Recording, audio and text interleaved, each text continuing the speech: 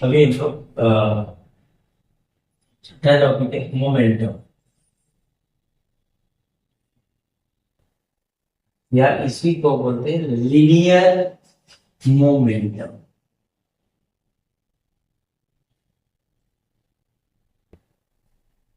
संवेग कहा जाता है इसको, रैखिक संवेग, संवेग कहते हैं। ठीक है, तो इसका क्या होता है information, the product of mass and velocity of an object, किसी भी ऑब्जेक्ट का, object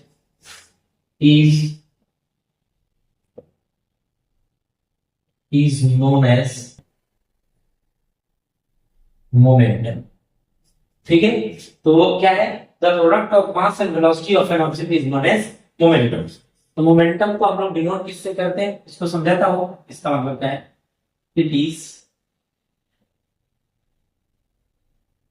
is denoted by small p। किससे डिनोट किया जाता है, स्मॉल p से इसको डिनोट करते हैं। अब इसका मतलब क्या है कि जो मोमेंटम है, कौन है, जो मोमेंटम, वो मास एंड वेलोसिटी का प्रोडक्ट मींस गुणनफल बोलते हैं। वेलोसिटी मतलब मास और वेलोसिटी को जब गुणा कर दिया जाए, प्रोडक्ट कर दिया जाए, तो तब क्या मिलता है, हमें मोमेंटम मिलता है। अगर शॉर्ट में लिखते हैं तो P इज इक्वल टू, मास को m से लिखते हैं, वेलोसिटी को v से, P is equal to mv होता है। अब मोमेंटम भी वेक्टर क्वांटिटी है, क्यों, क्योंकि इसमें वेलोसिटी है। अब देखिए एसआई इसका निकालते हैं, SI unit of momentum. SI unit क्या होगा, मास का केजी होता है और वेलोसिटी का मीटर पर सेकेंड, आप सभी को पता है केजी मीटर पर सेकेंड। अगर इसका सीजीएस यूनिट निकाला जाए, सीजीएस यूनिट ऑफ मोमेंटम, तो क्या होगा, केजी को ग्राम कहते हैं और मीटर पर सेकेंड, ग्राम मीटर पर सेकेंड होगा।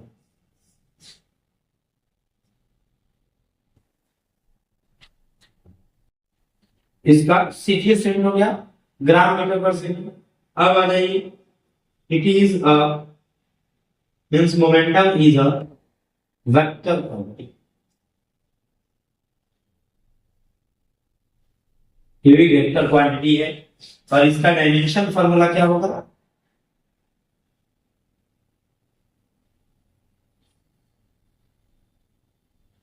Dimension formula of momentum means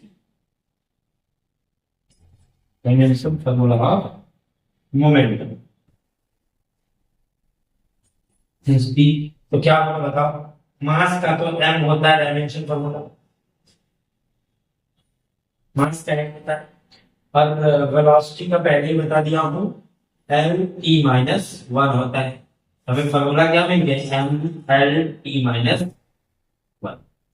आपको सिर्फ डायमेंशन फार्मूला अगर निकालना है तो देखो इधर शॉर्ट में मैं आप सभी को समझा देता हूं कि डायमेंशन फार्मूला क्या, याद क्या है, याद रखना है आपको, मास का m होता है कैपिटल M, और लेंथ मीन डिस्टेंस और डिस्प्लेसमेंट हो, इसके लिए l होता है, और टाइम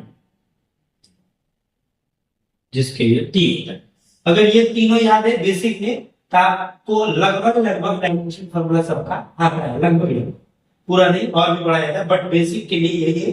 जब डायमेंशन टॉपिक पढ़ाऊंगा तो पूरा विस्तार से बता दूंगा, बट अभी के लिए आपको ये तीन चीजें ध्यान में रखनी है कि मास के लिए हम लिखा जाता है, लेंथ हो, डिस्टेंस हो, डिस्प्लेसमेंट हो। ठीक है, उसके लिए हम लोग क्या करते हैं, लेंथ का इस्तेमाल करते हैं, टाइम के लिए टी रहता है। तो ये अगर आपने याद रखा तो डायमेंशन फार्मूला बहुत सारे लगभग चीजों का निकालना आसान हो जाएगा। ये मोमेंटम के बारे में था, यदि कर लो।